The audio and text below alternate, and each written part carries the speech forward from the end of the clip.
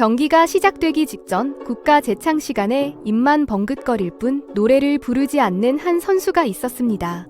그의 이름은 리오넬 메시예요. 심지어 국가 대항전 경기가 끝나고 경기장을 빠져나갈 때까지 관중석에서는 거친 야유가 쏟아졌죠. 그에게 도대체 무슨 일이 벌어졌던 걸까요? 축구 역사상 가장 위대한 천재로 불리는 리오넬 메시. 왜 조국에서 배신자 취급을 받아야 했는지 그 충격적인 이야기를 지금부터 들려드리겠습니다.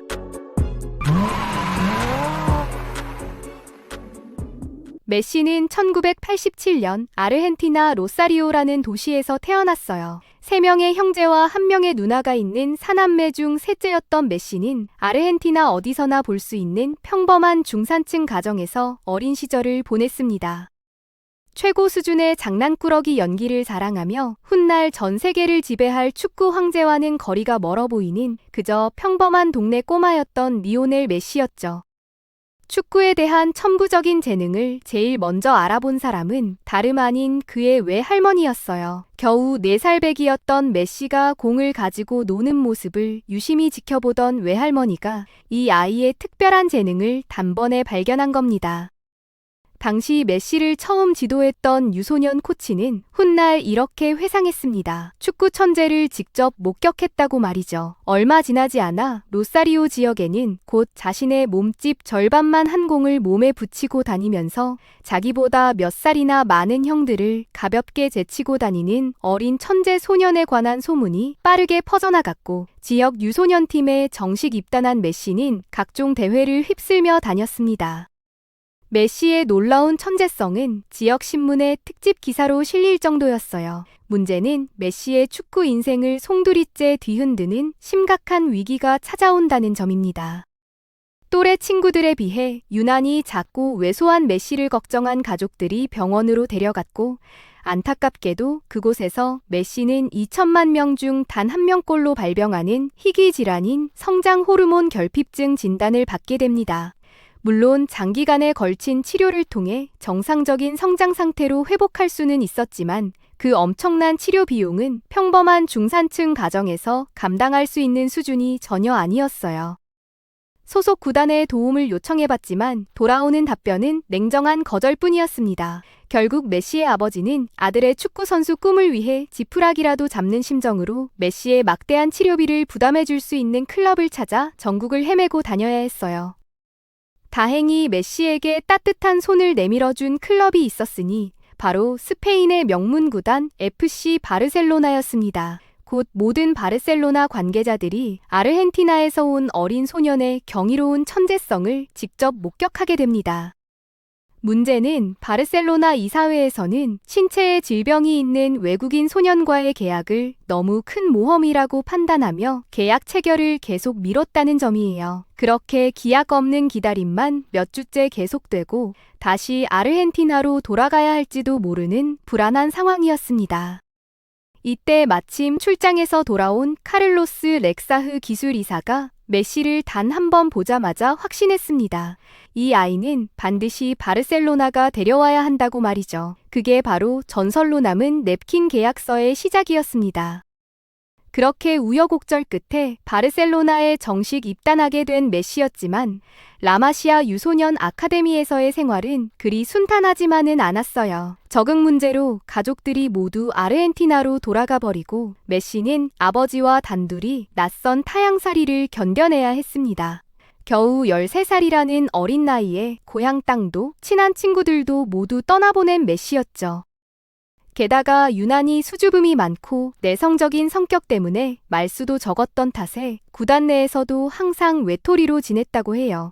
그럼에도 경기만 시작되면 메시는 완전히 다른 사람으로 변했습니다. 지나칠 정도로 강렬한 승부욕 때문에 코치들조차 혀를 내두를 정도였는데 일례로 광대뼈가 골절되는 부상을 당하고도 결승전에 꼭 뛰겠다며 완강히 고집을 부린 메시는 프로레슬러용 마스크를 빌려 착용한 후 2골을 터뜨리고 우승한 뒤 바로 병원에 실려갔던 일화가 전설처럼 전해지기도 합니다.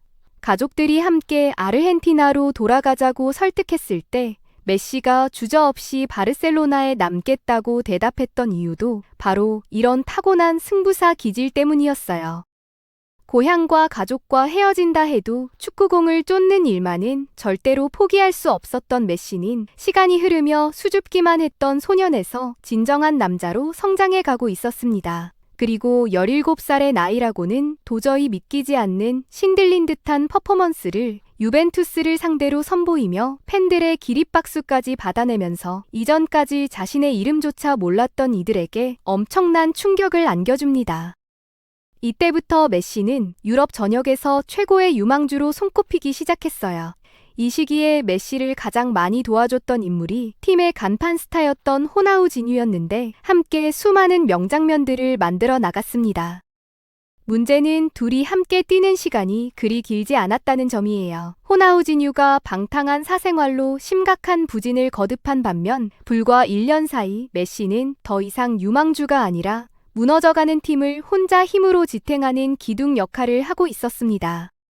결국 바르셀로나는 호나우지뉴를 팀에서 내보내고 만 19세의 메시를 중심으로 팀을 새롭게 구성하는 과감한 결정을 내리게 됩니다. 그리고 그런 메시 앞에 등장한 한 초짜 감독이 있었으니 바로 펩 과르디올라였습니다. 감독 경력이라고는 일천한 신인 감독이었지만 과르디올라의 지휘 아래 등번호를 10번으로 바꾼 메시는 전설을 쓰기 시작했어요.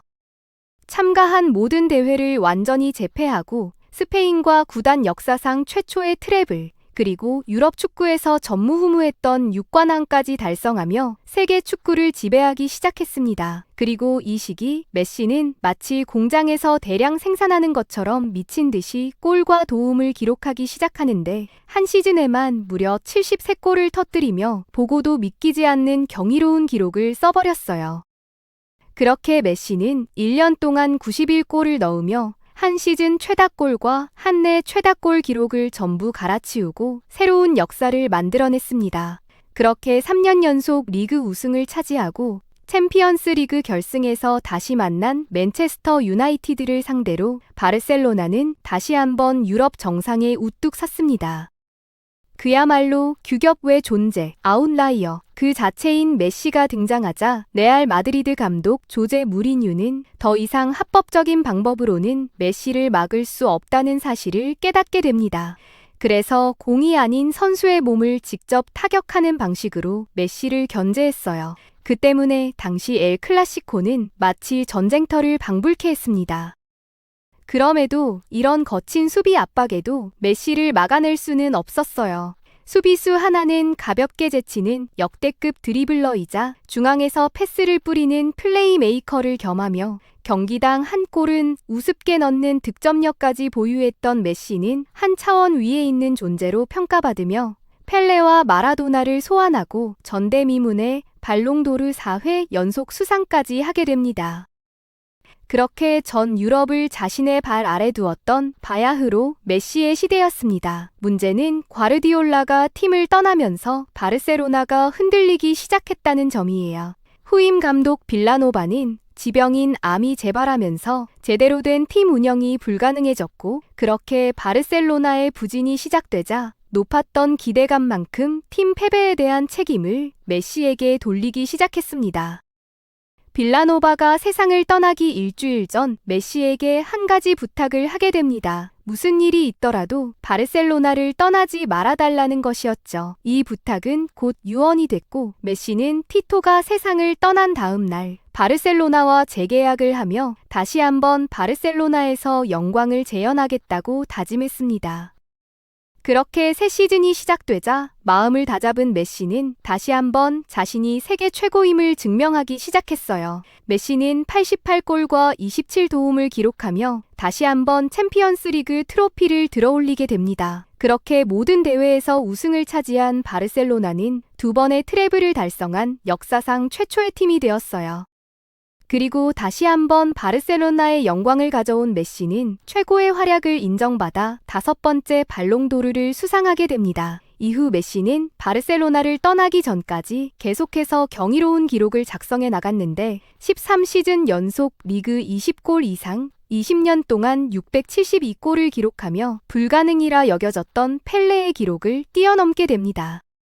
더불어 클럽 최다 출전 기록에도 자신의 이름을 남기며 바르셀로나의 살아있는 전설, 영원한 신화로 남아 빌라노바와의 약속을 지키게 되었습니다. 문제는 메시에게는 풀지 못한 단 하나의 숙제가 남아있었다는 점이에요. 바로 조국 아르헨티나에서 우승컵을 들어올리는 일이었습니다. 일찍부터 메시는 마라도나의 후계자로 엄청난 기대를 모았어요. 특히 2007년 메시가 보여줬던 골이 마라도나가 월드컵에서 잉글랜드를 상대로 넣었던 전설적인 골을 떠올리게 만들자 본격적으로 아르헨티나 국민들은 메시를 마라도나의 진정한 후계자로 생각하기 시작했습니다. 그리고 이것은 메시가 앞으로 짊어져야 할 운명을 뜻했어요. 바로 국가대표팀에서 우승을 차지하는 것. 마라도나가 1986년에 전 국민에게 기쁨과 환희를 선사했던 것처럼 메시가 다시 한번 영광을 재현할 수 있을 거라 아르헨티나 국민들은 굳게 믿어 의심치 않았습니다. 문제는 이는 동시에 메시가 앞으로 감당해야 할 무거운 짐이란 의미예요. 특히 메시가 처음 출전한 코파 아메리카에서 브라질을 상대로 아무런 힘도 쓰지 못하고 참패를 당한 이후 메시에게 있어 국가 대항전은 매 순간 자신을 증명해야 하는 시험장이나 다름없었습니다. 그렇게 아르헨티나가 부진하거나 경기에서 패배할수록 그리고 아르헨티나가 월드컵에서 탈락하자 그 비난의 화살은 메시를 향했습니다. 국가를 제대로 부르지 않는다며 조국의 배신자라는 이야기까지 나오게 됩니다. 어린 나이에 아르헨티나를 떠나 스페인에서 성장하고 사랑받아 왔다는 이유 때문이었어요. 이런 지나친 비난들로 인해 메시의 자신감은 점점 떨어졌고 어쩌면 당연하게도 제대로 된 경기력이 나올 리 없었습니다.